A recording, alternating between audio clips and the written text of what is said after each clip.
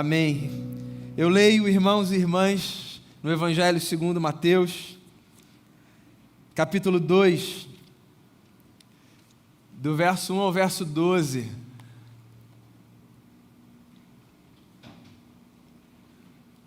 Evangelho segundo Mateus, segundo capítulo, do verso 1 ao verso 12, diz assim o texto: Depois que Jesus nasceu em Belém da Judéia, nos dias do rei Herodes, magos vindos do Oriente chegaram a Jerusalém e perguntaram: Onde está o recém-nascido rei dos judeus? Vimos a sua estrela no Oriente e viemos adorá-lo. Quando o rei Herodes ouviu isso, ficou perturbado e com ele toda Jerusalém. Tendo reunido todos os chefes dos sacerdotes do povo e os mestres da lei, perguntou-lhes onde deveria nascer o Cristo. E eles responderam: em Belém da Judéia, pois assim escreveu o profeta: Mas tu, Belém, da terra de Judá, de forma alguma és a menor entre as principais cidades de Judá, pois de ti virá o líder que, como pastor, conduzirá Israel, o meu povo. Então Herodes chamou os magos secretamente e informou-se com eles a respeito do tempo exato em que a estrela tinha aparecido. Enviou-os a Belém e disse: Vão informar-se com exatidão sobre o menino. E logo que o encontrarem, avisem-me, para que eu também vá adorá-lo. E depois de ouvirem o rei, eles seguiram o seu caminho, e a estrela que tinham visto no Oriente foi adiante deles, até que finalmente parou sobre o lugar onde estava o menino. Quando tornaram a ver a estrela, encheram-se de júbilo. Ao entrarem na casa, viram o menino com Maria, sua mãe, e prostrando-se, o adoraram. Então abriram os seus tesouros e lhe deram presentes, ouro, incenso e mirra. E tendo sido advertidos em sonho para não voltarem a Herodes, retornaram à sua terra por outro caminho. Muito bem, palavras do Senhor, palavras registradas por Mateus, nosso irmão na fé. Mais uma história, na verdade, mais uma perspectiva da linda e incomparável história do nascimento de Jesus. A gente está desde o começo desse mês refletindo sobre essa história, a partir de diferentes ângulos e perspectivas. Então, só para recapitular, a gente começou esse mês de dezembro conversando sobre Natal, sobre José e o Natal de Jesus. O nascimento de Jesus a partir da perspectiva desse homem justo, que assumiu um ônus, que não quis difamar Maria, que pagou um preço e que, por causa dessa postura justa, fez com que a sua casa fosse um ambiente propício para a chegada de Deus entre nós. Deus chega na casa de gente justa. Semana passada a gente conversou sobre Maria e o Natal de Jesus, sobre essa mulher bendita entre as mulheres, esse ventre escolhido para abraçar o Criador da humanidade, para fazer, desse ventre casa do Eterno por 9 meses. Que privilégio, que inspiração, que mulher bendita, que depois de ouvir uma notícia inusitada, olha para um anjo e diz: eu sou serva do Senhor, que se cumpra em mim a vontade dEle. O Natal é essa notícia de que milagres acontecem na vida de gente que olha para Deus e diz assim: eu sou servo do Senhor, que se cumpra em mim a tua notícia. Hoje eu quero fechar essas conversas agora de manhã, refletindo sobre 2 outras óticas antagônicas entre si, diga-se de passagem, acerca do Natal de Jesus. É estranho pensar, depois de ter falado de José e de Maria, e de falar também sobre os magos, que o Natal de Jesus, que é uma festa tão linda, é capaz de evocar em alguém sentimentos tão perversos, que foi o que aconteceu com Herodes, o rei. Mas eu vou chegar lá. Queria dar um passo atrás. Eu não sei se você já parou e percebeu como na vida as percepções que a gente tem das coisas, elas estão sujeitas à maneira como as coisas nos tocam. Há realidades que são objetivas. A gente olha para elas e a gente diz: isso é isso. Esse banco é de madeira, é objetivo, não tem o que discutir. Agora, se eu gosto do banco de madeira ou não, isso é muito subjetivo, certo? Tem a ver com o conforto ou com o desconforto, com a estética, com o gosto. A nossa relação com as coisas passa demais pela maneira como as coisas nos afetam. Mesmo as coisas aparentemente mais belas e inquestionáveis, como o nascimento de uma criança. O nascimento de uma criança é o sonho para a maior parte das pessoas. A chegada de um bebê traz o renovo da esperança. faz com que os nossos olhos brilhem de uma nova forma. A chegada de uma criança coloca a nossa vida no eixo, traz uma nova perspectiva, traz um senso de responsabilidade. Em certo sentido, seria possível a gente dizer que há uma espécie de unanimidade com o milagre que é a dádiva da vida, né? A gente olha para um bebê e a gente se desmancha. O nosso coração é tomado por um gozo, por uma celebração e por uma gratidão, porque a gente vê a vida se renovando diante dos nossos olhos. Mas nem todo mundo passa por essa experiência. E eu não estou aqui para jogar pedra em quem não tem exatamente essa sensação, mas só para reforçar esse ponto que eu digo. Mesmo diante de algo para o qual a gente olha e diz assim, isso aqui é um fato, todo mundo vai gostar, é impressionante a quem não goste. Aconteceu isso no Natal de Jesus, com esse sujeito, que era rei sobre uma determinada região, cujo nome era Herodes. A história você conhece, é antiga, e ela coloca sobre a mesa duas perspectivas, dois paradigmas de Natal. Se eu tivesse que dizer a você o propósito dessa minha conversa, nessa manhã, eu adiantaria dizendo a você o seguinte: o propósito da minha conversa nessa manhã é convidar você para essa mesa, sobre a qual estão dois paradigmas de Natal. O que é o Natal para você? O Natal para você é a experiência do Herodes, ou o Natal para você é a experiência dos magos? Porque sim, são duas experiências muito díspares aqui entre si, muito distintas, eu diria antagônicas. Então o texto começa dizendo o seguinte, que quando Jesus nasce em Belém da Judéia, uma pequena vila, uma aldeia, nos dias do rei Herodes, alguns magos, sábios, nobres, estrangeiros, vindos do Oriente, chegaram a Jerusalém com uma pergunta: onde é que nasceu, hein? O novo rei dos judeus. Era gente de fora, que não fazia parte do povo, gente que vivia numa terra distante, mas que de alguma forma recebeu a notícia de que um novo rei daquele povo havia nascido. E essa gente que não fazia parte daquele povo, que não era daquela cultura, que não pertencia àquela terra, que não falava aquela língua, que morava distante, se deslocou, saiu da sua agenda, da sua rotina, da sua casa, para honrar um novo rei de um povo que não era seu, mas que tinha nascido. A chegada de um rei ao mundo é motivo de celebração, de gratidão, minimamente de curiosidade. Então esses sujeitos, eles se aproximam de uma cidade que não é sua, que era naturalmente a cidade para onde os estrangeiros iriam, em busca de uma pergunta, de uma resposta. E eles vão então na tentativa de saber onde é que aquele rei tinha nascido, para onde eles deviam se dirigir, eles queriam adorar. Essa notícia chega aos ouvidos de Herodes, o rei, que, diferente dos magos, acolhe a novidade com um certo desconforto.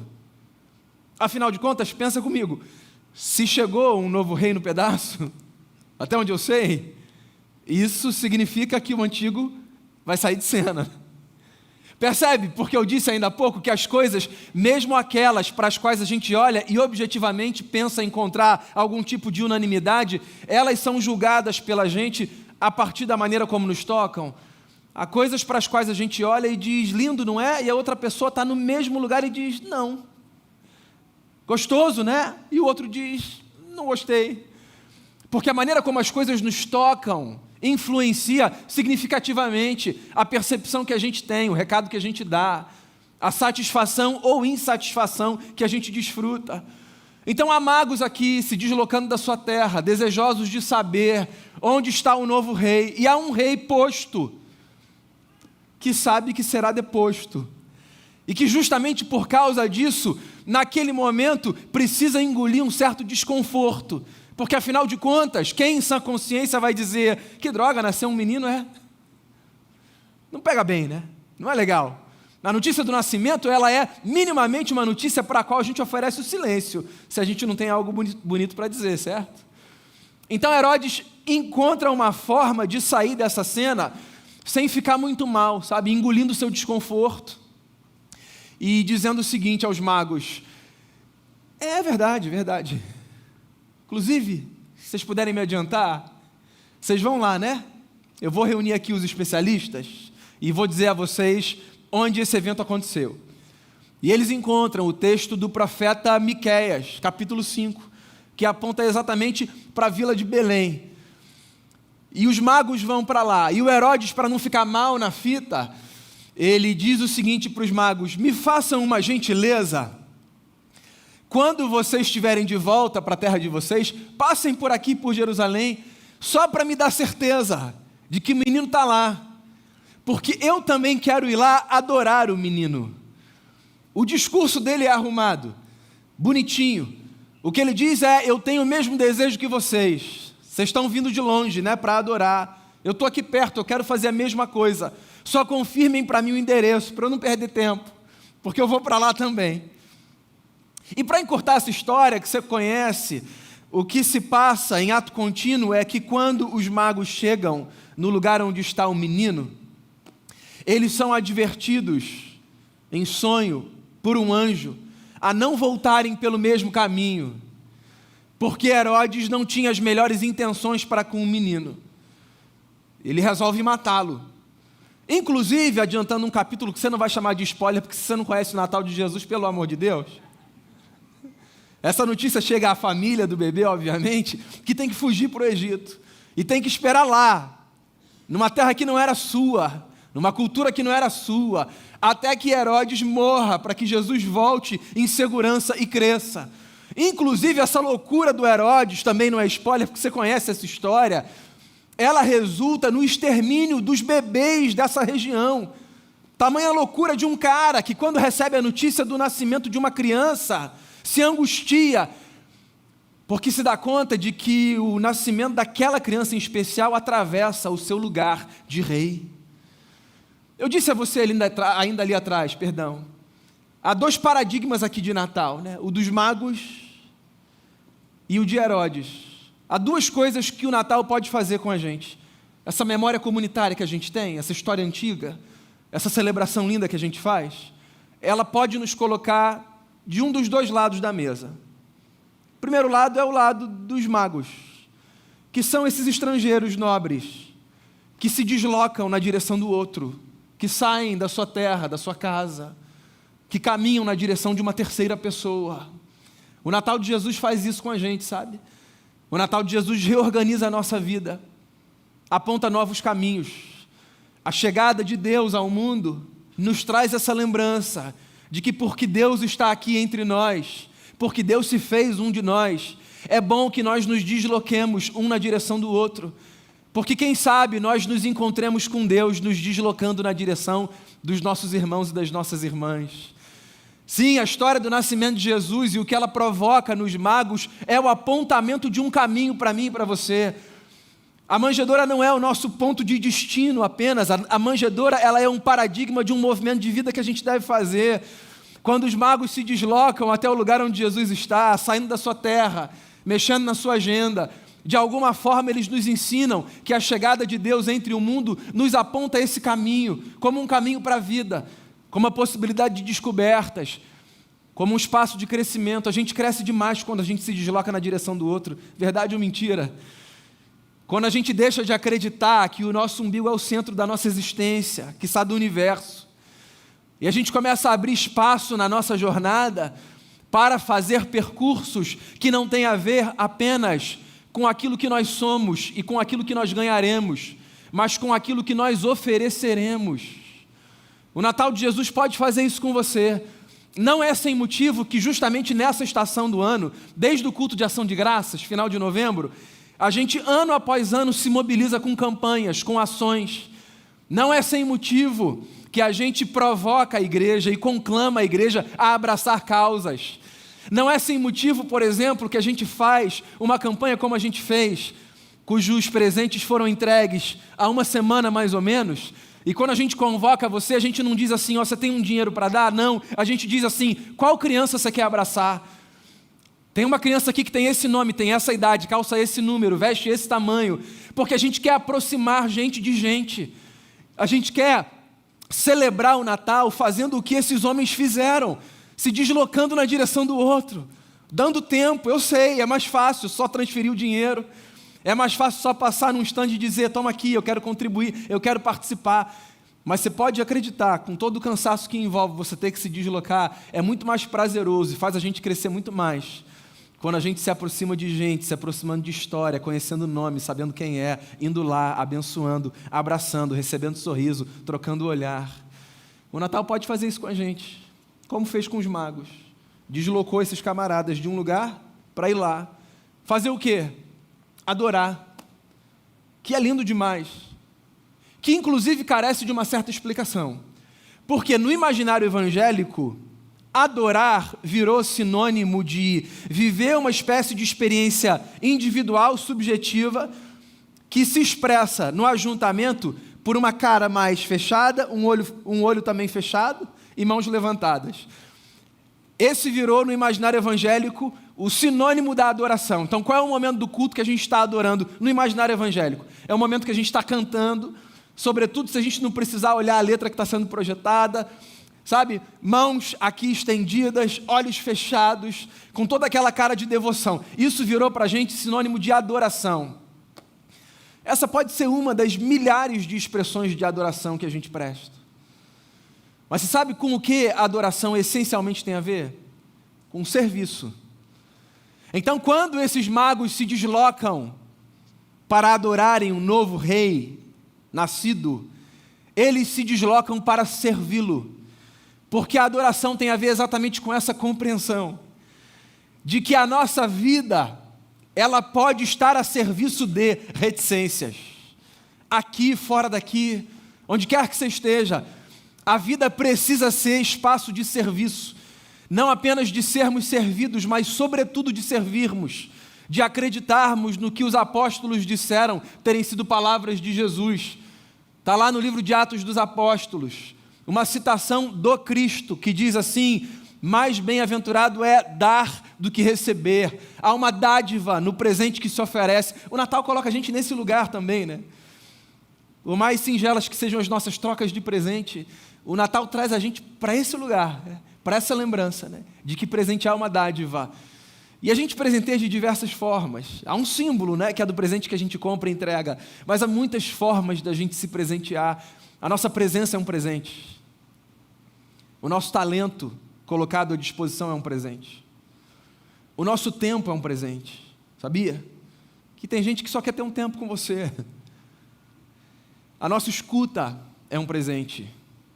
A sabedoria que se partilha é um presente. O sorriso que se dá é um presente.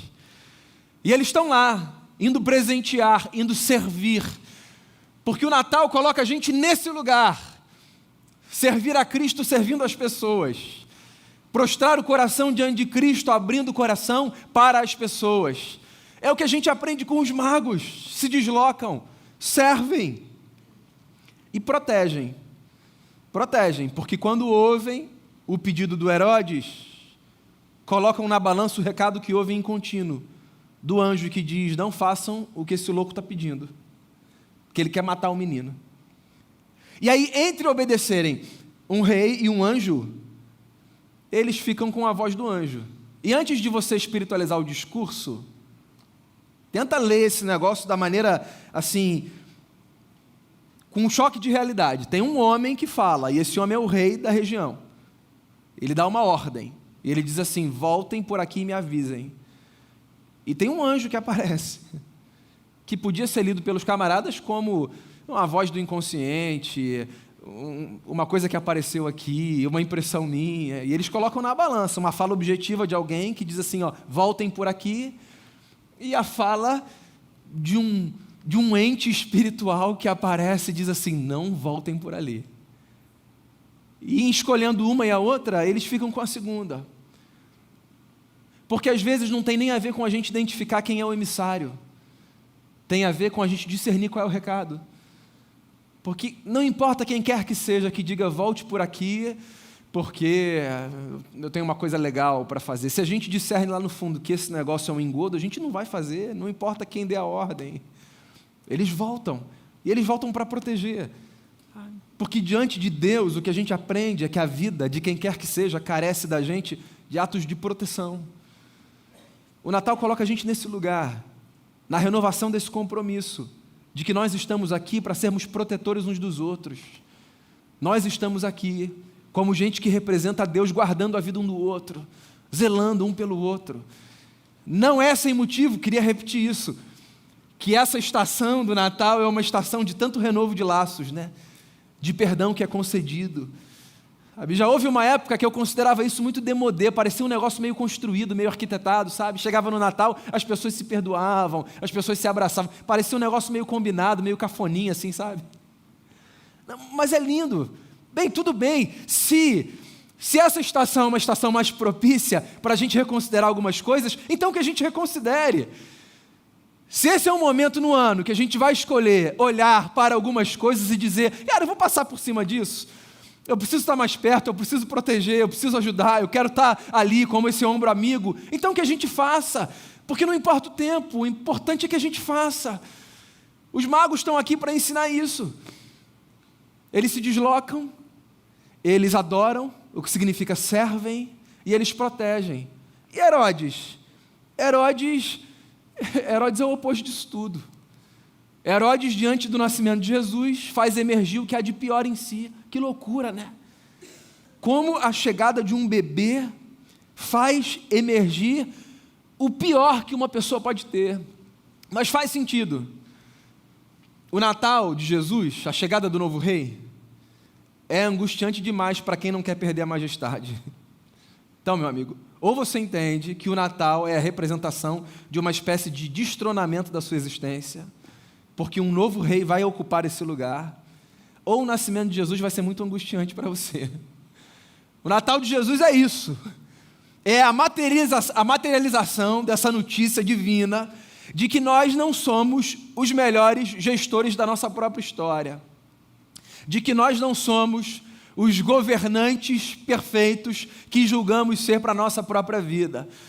A chegada de um novo rei é uma salvação para esse trono problemático, que é o que nós ocupamos todas as vezes que do alto da nossa soberba nos julgamos aptos para decidirmos absolutamente tudo a respeito da nossa própria história. O Natal nos coloca num lugar que é desconfortável, mas que é libertador.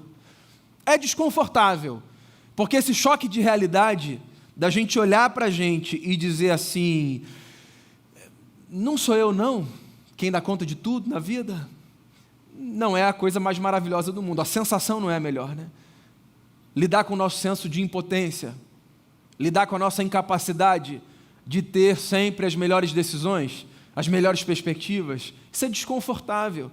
E dependendo da fase de vida que você tiver, se nesse momento for mais fácil ou mais difícil para você, por exemplo, lidar com o orgulho, então é possível que isso seja mais difícil ou mais fácil, proporcionalmente à fase que você esteja atravessando. Mas o fato é que a chegada do novo rei é o anúncio de que o antigo precisa morrer. E é isso, o antigo sou eu, é você. O Herodes é uma representação desse lugar do qual a gente não quer descer. O Herodes é uma lembrança de que existe um espaço na vida que a gente não quer desocupar. O Herodes é um símbolo de um trono que a gente insiste em sentar. Mas ele não foi feito para a gente. A gente precisa sair dali. E a antiga e boa notícia é essa: quanto mais cedo a gente desocupar esse trono, mais chance a gente tem de perceber a vida como a vida merece ser percebida. Porque você pode acreditar nisso, porque nós não fomos feitos para esse lugar. Desocuparmos esse lugar é absolutamente libertador, libertador. É muito desconfortável você estar num lugar que não foi feito para você, não é? Não sei se você já passou por experiências assim na vida. Um lugar que não era para você, aí você estava ali, e aí é desconfortável, não é natural. Pois então, esse lugar de majestade da existência não é para a gente. A gente insiste às vezes em ir para lá, em pedir licença. Fazendo uso aqui de uma linguagem do Apocalipse de João, a gente insiste às vezes em trancar Jesus do lado de fora e dizer, tá bom, Senhor, eu dou conta aqui, qualquer coisa eu chamo. Mas o Natal de Jesus coloca diante da gente esse fato, esse lugar é dele. Então, se o Herodes não consegue lidar com esse fato de que o novo rei chegou, assim, ele que durma com esse barulho, porque o novo rei chegou. E o governo dele não tem fim. E ele veio para governar com justiça, com bondade, com amor, com graça, com misericórdia, fazendo a antítese do que o Herodes fazia. É bom que a gente lide com isso. De outra forma, é possível que nasça em nós, que emerja em nós, o que há de pior, que foi o que aconteceu com Herodes. Ou a gente entende o Natal como o Natal precisa ser entendido, como esse recado dos céus, de que o trono é dele, e de que a gente o adora e o serve, não com palavras e com recados. Confirma para mim se é lá mesmo que eu quero lá também prestar minha homenagem. A adoração não é uma homenagem que a gente presta, não é uma dramatização que a gente encena. A adoração é um serviço que a gente encarna, é uma vida à disposição dessa figura, que é a expressão entre nós da face do Deus invisível. Ou a gente entende isso, ou o Natal de Jesus fará emergir em cada um de nós o que há de pior. Seremos Grinches do Natal, lembra? O Grinch é a versão cartoon do Herodes, né? Acabar com essa festa. Esse negócio horroroso. Que negócio horroroso. Como pode ser um negócio horroroso? A notícia de que o Deus que não cabe no universo se fez caber no ventre de uma mulher. Como pode ser horroroso? Como essa notícia pode ser trágica? A notícia de um Deus que reorganiza a nossa vida, nos lembrando que a gente pode se deslocar, sair desse nosso lugar e ir em direção a outros e outras para abençoar. Como pode ser horrorosa a notícia de que por causa da encarnação do Verbo, o grande princípio que movimenta a gente nessa vida é o desejo de servirmos e não de sermos servidos. Como pode ser horrorosa a notícia de que porque esse Deus que nos fez a todos e nos ama a todos, fez de nós uma grande família, nós somos protetores uns dos outros. Como isso pode ser horrível? Como pode ser horrível a notícia de que agora você não precisa mais brincar de super-herói e bancar de dar conta de tudo, porque tem um Deus que coube no ventre de uma mulher e em cujos braços eu e você podemos descansar. Eu não sei onde o Herodes estava com a cabeça. Eu sei de um negócio. Não é desse lado da mesa que eu quero me sentar. O Herodes é, para mim, na sua experiência com o Natal, a notícia da percepção que eu nunca quero ter. Sempre que eu me deparar com a notícia daquele bebê na manjedoura, eu quero estar do outro lado da mesa. Eu quero estar do lado dos magos. Essa gente estrangeira, que nem conhecia a história direito, mas que permitiu que o coração fosse guiado por uma estrela, que parou num lugar, depois de se deslocar, dizendo: a gente veio adorar, porque o que mais a gente pode fazer nessa vida se não adorar? Ou seja, que outra coisa pode encher a gente de sentido se não servir? E que quando sai desse encontro com o menino Jesus, diz assim: eu tenho uma missão agora, eu preciso viver para ser um protetor, para ser uma protetora. É isso que eu quero fazer. É isso que eu quero ser. É desse lado da mesa que eu quero estar. E a única possibilidade da gente fazer isso, de verdade, é parando diante do menino, olhando o que ele representa e dizendo no fundo do coração a ele: o trono, majestade, é do Senhor. É do Senhor. Eu desocupo esse lugar, porque na minha vida esse lugar não pode ser de mais ninguém senão teu. Então, que, mais uma vez, o Natal de Jesus reorganize a nossa vida e nos lembre das coisas antigas que às vezes esquecemos, mas que são essenciais para que a gente viva bem. Se desloque, saia de si, vá em direção ao outro. Sirva a Deus servindo as pessoas e proteja quem você puder e precisar proteger. Tudo isso com a consciência de que é exatamente essa experiência que a prostração diante do Cristo que nasceu naquela manjedoura pede do meu coração e do seu coração. Esse é o nosso lado na mesa. E que Jesus, com a sua presença doce e linda, nos abençoe todos os dias da nossa vida. Vamos fazer uma oração? Colocar o coração diante do Cristo. Eis-nos aqui mais uma vez diante dele, abrindo o coração, rogando que a sua presença e que a sua vida encham a nossa história de beleza, de sentido, de significado, de leveza. Coloque a sua vida diante do Eterno e faça a oração que você tiver de fazer aí no seu lugar em resposta ao que você ouviu. Acho que essa experiência seja uma experiência genuína de um coração que para diante do Cristo nessa história conhecida e que reconhece que ali está o Rei, que veio fazer o que nós somos incapazes de fazer por nós mesmos e uns pelos outros. Então que nessa manhã o seu coração seja tomado de gratidão a Jesus pela dádiva de um presente incomparável, insubstituível, que dos céus eu e você recebemos.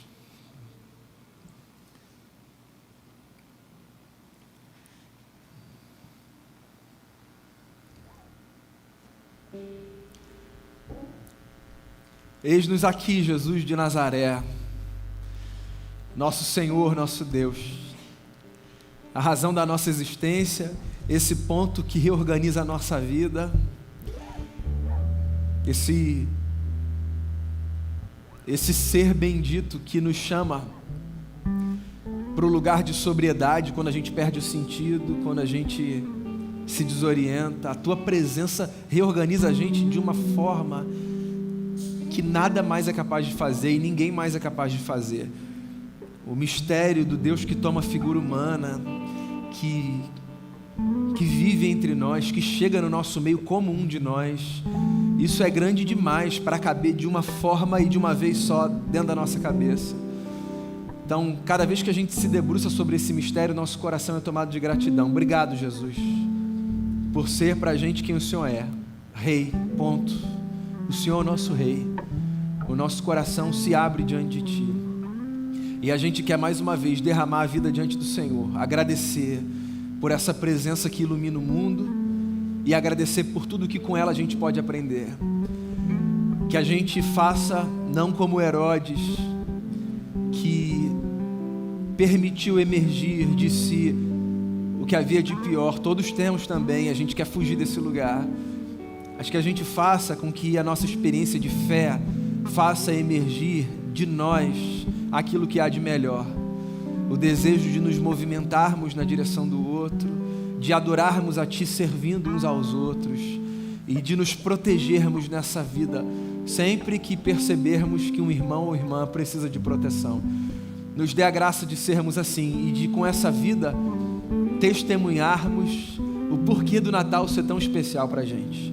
Então a gente está aqui, a gente derrama o coração diante de Ti nessa manhã em gratidão pela Tua palavra, pela Tua presença e por essa dádiva que é a vida de Jesus sendo formada em cada um de nós. Assim eu oro, colocando diante de Ti o nosso coração, em nome de Cristo nosso Senhor. Amém.